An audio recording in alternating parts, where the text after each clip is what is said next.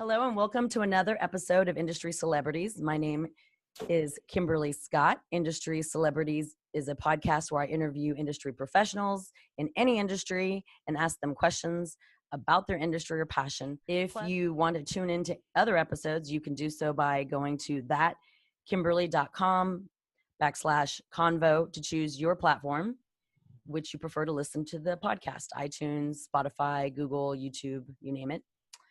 And so now that I have that out of the way, I can introduce today's guest, Mr. David Nelson. Hello, David.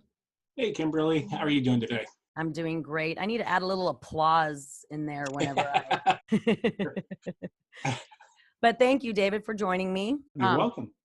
So tell the listeners a little bit about yourself and what industry you're in. Okay. Well, I currently reside in Austin, Texas.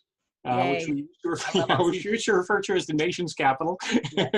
At any rate, I am from all over sort of the United States and wound up in Austin by virtue of my father teaching at the University of Texas in the late 70s. Okay. And Hook 'em horns, right? Exactly. Okay. Although I went to a school in Ohio, and so I'm not a native Texan, but I got here as quick as I could. Yes. I started in the home building business right out of college. I had a history degree, and it was one of those things where I wasn't sure what I wanted to do, and I could get a job, and I was in good physical shape. So I started doing labor and quickly became an office manager, then a superintendent, then started a building business and managed to make it till about August of 1987, I believe, is when the savings and loan crisis told me that I needed to be out of that business. Okay. And then I took a roughly 30-year hiatus in the automotive information management systems. No, that's a long title for an industry. It is. Basically, it's computer systems that run car dealerships. Okay, got it. And I did that for 30 years, and then I've recently returned to home building. Well, that's exciting. It is. And it's sort of where my passion was when I was in college. Mm-hmm. I wanted to be an architecture major, but I looked at those guys working on Friday and Saturday nights at 3 a.m.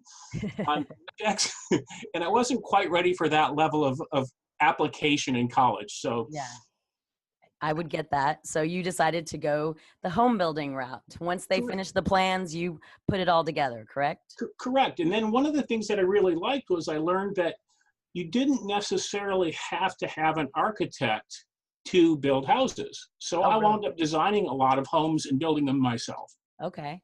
Wow, that's crazy. I mean, you just have to have the vision, I guess, right?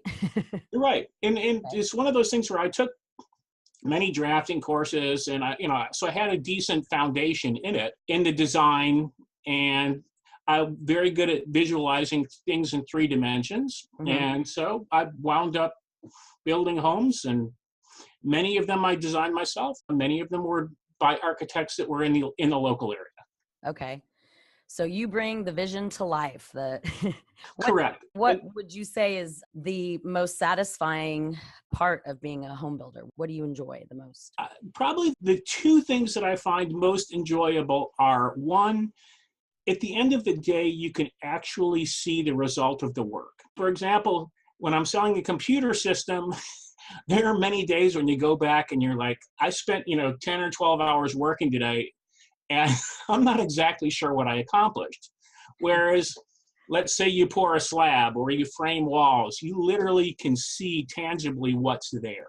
Mm-hmm. And sort of to elaborate on it a little bit further is to take something out of your head that doesn't exist, put it on paper, and then see it actually become reality is amazingly gratifying. I would say so, in every sense of the word. Yes, absolutely. So when someone comes to you and says, I want to build a home, is it something that you have them answer questions, or do you tell them, can you give me a picture of something else? Like, how do you go through that process to get out the person's idea? Or is it your idea first and then you sell it to someone? It can be both. For example, the house that I'm currently building in Lakeway is one that came out of my head, and my wife and I are building it as a spec. And so those ideas are purely driven by us at this time. However, when you're building a custom home, typically the client comes to you and says, hey, I want to build a, 3-bedroom, 2.5 bath, ranch, blah, blah, blah. That's about all the information you get. So yes, you do ask a lot of questions. It may be like, what size rooms do you have? What's your vision? Is this a rough house? Is it is it going to be rustic? Is it going to be, what's your living style? So you're asking a ton of questions. And then what I would do is I would mock up a rough floor plan and a couple of elevations and say, is this roughly what you're looking at? Then you have a starting point where you can go from, and they'll tell you things like, yeah, I really like this. This idea really doesn't work for me. Hey, one thing we didn't tell you is, my parents are going to be living here and they're old and in wheelchairs, so we need doors that can handle that, and we need to have ramps. The conversation starts and you build on it. Yeah. And you slowly pull everything out that you need to get out of them in one way, shape, or form to be able to build the home. Correct. Another piece that I didn't mention that's also important is, do you have land already? And if so, what does that land look like?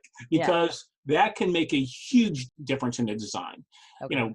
We often start thinking in terms of having what I would refer to as a cornfield lot coming from the Midwest, meaning flat, nothing on it, not much interest. Whereas here in Austin, Texas, where we live, different story, right? Exactly. I lived in the west part of town, which is known as the Hill Country, which has its own challenges. Lots of rock, lots of steepness. The advantage of that is you can build really cool things in that type of terrain. But when I've driven down that 2222 or B caves, any of, that windy road, it's a little bit wider now, I'm sure, than it was, back when I was going to college there, or in San Marcos, I should say. I always wondered, how do builders get on the side of the hill to build? Like, that's just, amazing that they're able to put up a structure that, is held up by beams off of a cliff. How crazy, but cool at the same time. Yeah, fortunately, that's something where you get engineers involved, and they provide you with the insight on how to make those things happen effectively. Okay. That's an area where I'm a firm believer in hiring professionals for the right things. And, Amen. And that's one of those things that you don't mess with. Hire engineers, trust them to do the work, find people that are qualified, see work that they've done prior. It's similar to what you're trying to do, and then go from there. When I used to sell the product I sold, we were very niche. We had always used the example, would you hire your dentist to cut your yard, or vice versa, I might be likely to do that. I'm not so sure I'd hire my yard guy to do my teeth. But, like, you hire the right professional that knows what they're doing for that specific task, and an engineer you definitely would want, so that you don't cut no corners and the house stays up for a long time. So that's absolutely, that is very interesting. Now my question has been answered, that I used to think about. My standing question for this podcast is, what would you tell your younger self? What advice would you give your younger self, David? Well, the main thing that I tell people is, don't be afraid to fail. The metaphor that I often use is a sports one, which is baseball. And if you think about, a batter, and somebody who's really good has a 300 batting average, what that means is they fail 7 times up at the plate. Now, obviously, when you're building a house, you don't want to fail in building a good house. You want to build a solid one. But I think what happens with a lot of people in their dreams and visions is they're afraid to take that step and trust that they can do the things that they need to do to be successful. And that's sort of what I mean by, not being afraid to fail. Just getting out there. And like for you, when you started in the home building business back in 1987, you changed direction into another industry that it was kind of a necessity, but I'm sure it wasn't something you were planning on, but you took the leap, correct? Right. Well, it was, I did. I told my brother-in-law's father had a company that he asked me if they were trying to expand into the Western United States. And I told him I wanted to stay in real estate, and I'd do it for basically 6 weeks. And 30 years later. 30 years later, I finally retired from it. So yeah. No, well, that's great advice. But it is something that over the years that I've been in business, I've always told people, try again, just because they're saying no right now, or just because it didn't work out right now doesn't mean that it won't work out later, or they won't come back and say yes. You just have to continue, for every 100 no's or every 100, like your batting average example, you're gonna hit a ball, or you're gonna get a yes for every 100 that you might miss. So Right. Yeah. In sales, it's a numbers game. You work through absolutely. that. Yes. A couple other things I might say would be I constantly try to look for the good in everything. It's like it's right now there's a lot of things where people are not particularly happy with the world. And so I would say, I always try to seek out what's the positive in it. And the last thing is have fun. You only get one life. Yes, Might as well enjoy it.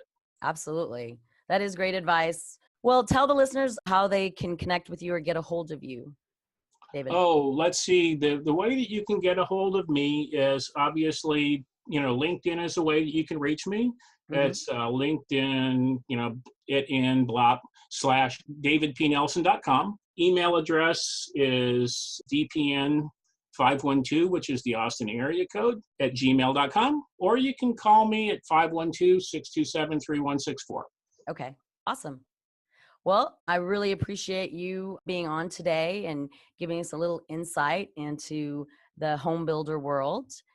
And I thank everyone for listening. And remember, if you enjoyed the podcast, please hit the subscribe button on my YouTube channel, iTunes, Anchor, Google, you name it, or follow me on Facebook, Twitter, Snapchat, LinkedIn, Instagram, and all those other great places.